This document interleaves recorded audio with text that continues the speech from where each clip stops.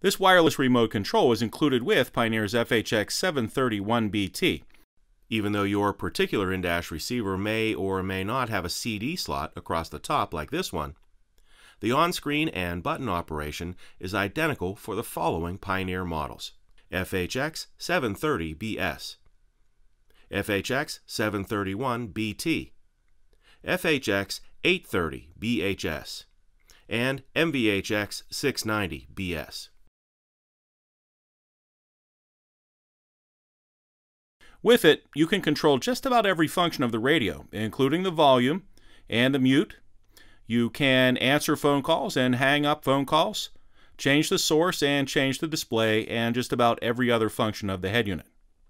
Remember, before you get started, there's a little plastic tab in the battery compartment here. Pull that tab out.